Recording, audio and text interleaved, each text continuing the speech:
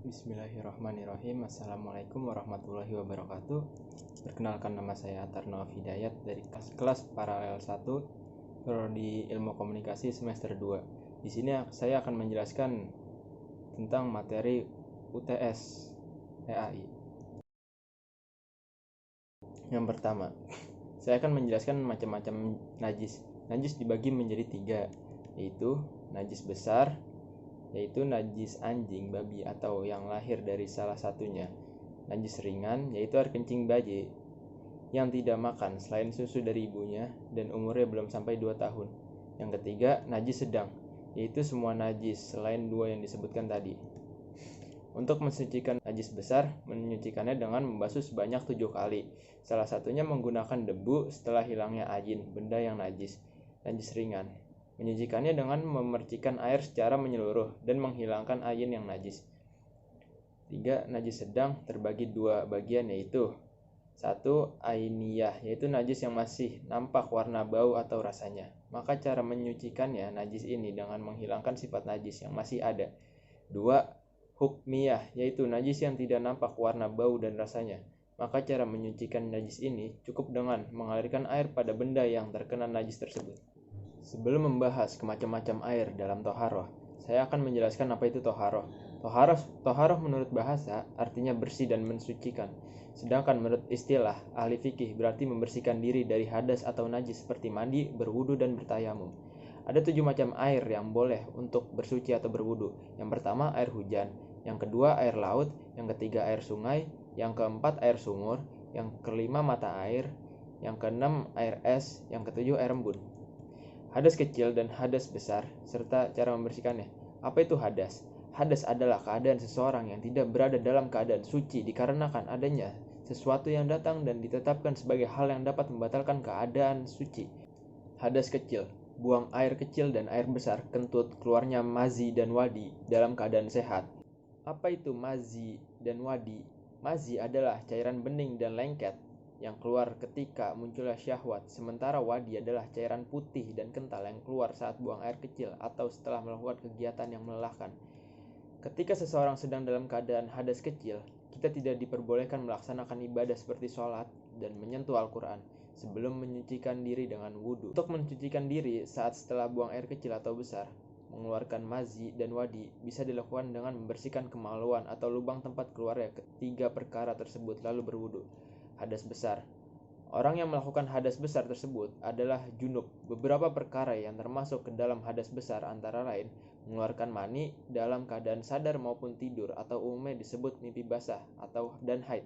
Untuk segera menyucikan dengan mandi junub atau mandi besar setelah haid. Syarat sah wudhu. Syarat wajib wudhu juga harus diketahui bagi umat muslim, diantaranya yang pertama harus muslim, yang kedua akil balik dan atau berakal, yang ketiga tidak haid atau nifas bagi perempuan, yang keempat air yang diambil untuk wudhu adalah air bersih dan suci, tidak bau, tidak kotor atau tercampur hal-hal lain, yang kelima memasuki waktu ibadah yang mensyaratkan wudhu, khusus perempuan yang memperboleh istihadah. Beberapa hal yang dapat membatalkan wudhu diantaranya keluar segala sesuatu dari 2 jalan kemaluan seperti buang air kecil maupun buang air besar, atau keluarnya angin. Jika keluar air mani, maka harus segera mandi wajib. Hilang akal, disebabkan gila, tidur, mabuk, pingsan. Lalu tersentuh kulit antara laki-laki dan perempuan yang bukan mahramnya. Yang terakhir, tersentuh kemaluan dengan tapak tangan atau jari-jarinya yang tidak memakai tutup. Baiklah, saya akan memulai cara berwudu. Yang pertama adalah membasuh kedua tangan hingga sela-sela jari, lalu kumur-kumur sebanyak 3 kali. Lalu habis itu membersihkan hidung sebanyak 3 kali. Lalu membasuh muka juga sebanyak 3 kali.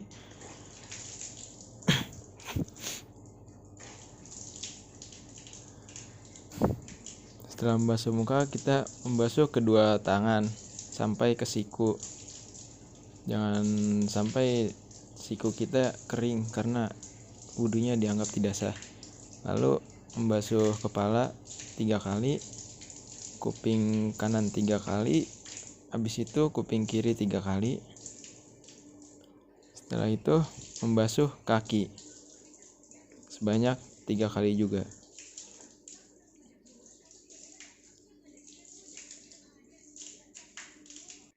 Setelah selesai berwudu, kita lanjut baca doa asyhadu alla ilaha illa wahdahu la syarikalah wa asyhadu anna muhammadan abduhu wa rasuluh.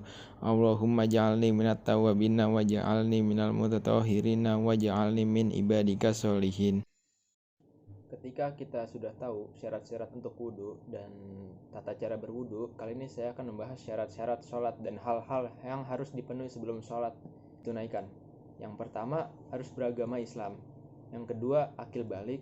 Yang ketiga, berakal sehat. Yang keempat, suci dari hadas dan najis. Yang kelima, menghadap kiblat. Yang keenam, mengetahui masuknya waktu sholat. Yang ketujuh, mengerti syarat, rukun, dan sunnah sholat.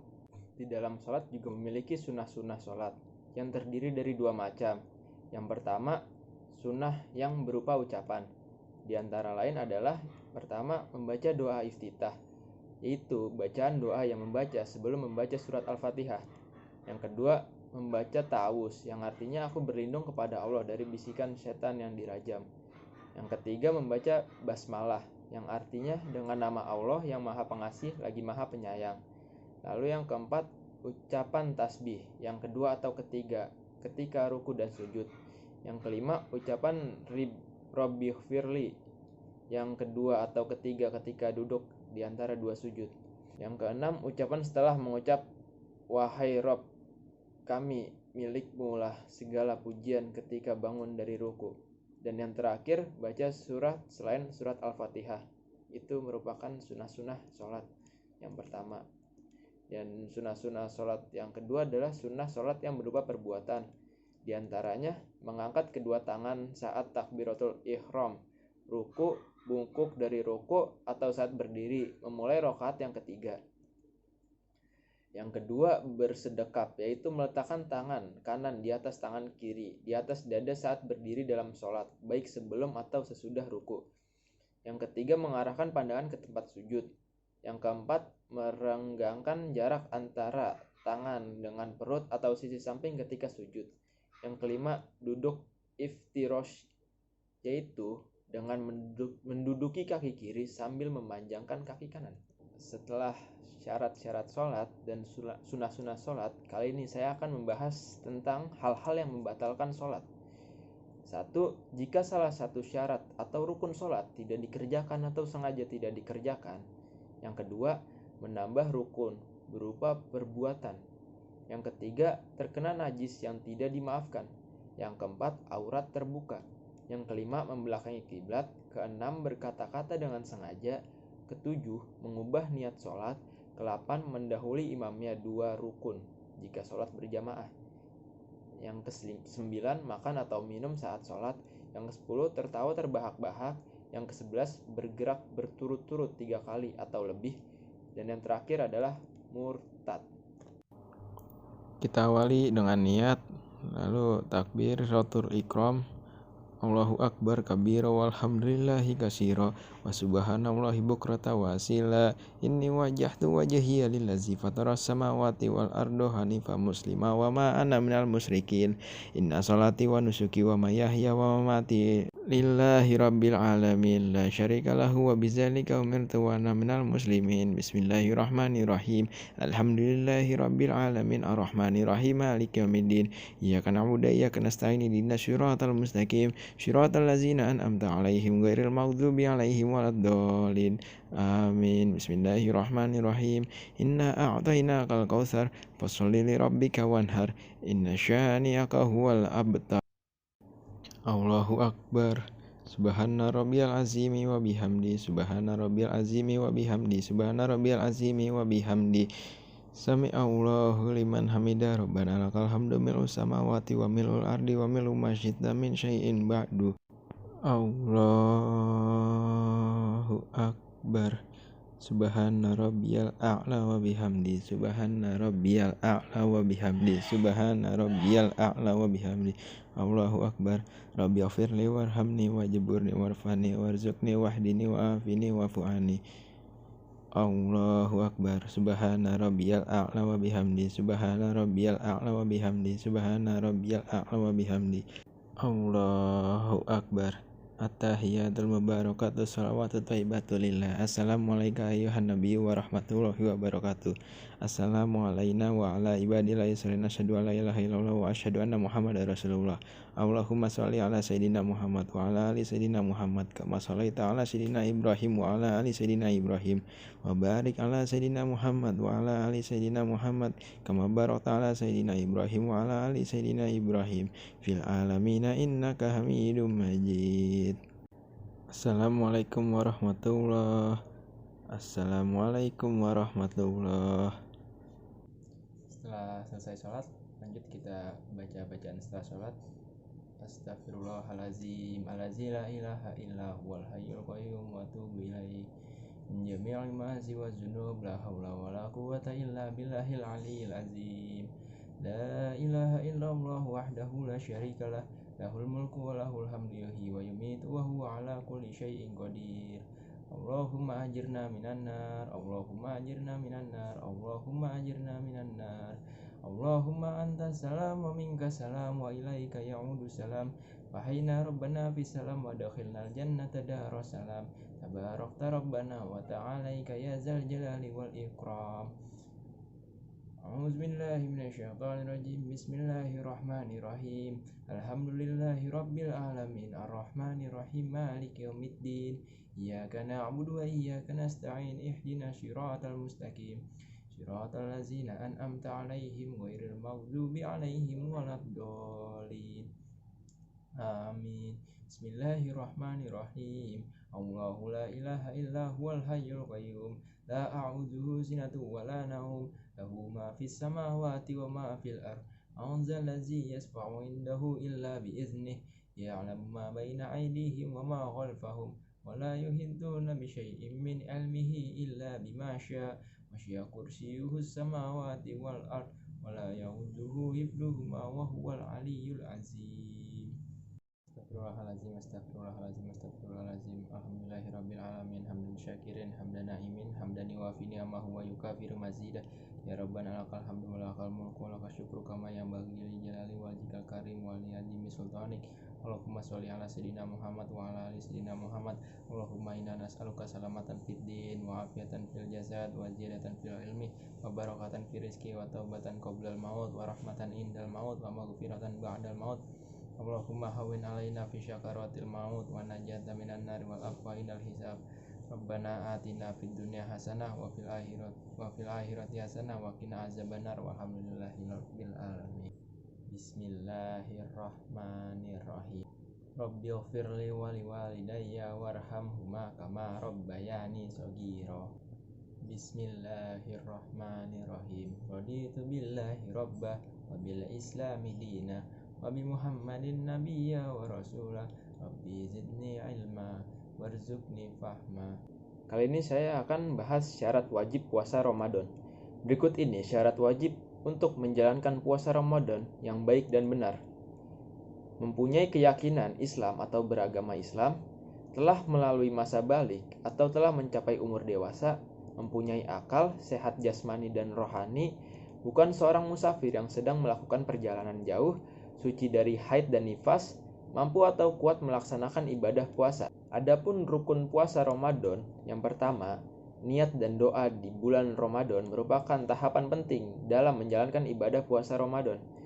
Niat dilakukan sebelum menjalankan ibadah puasa Ramadan.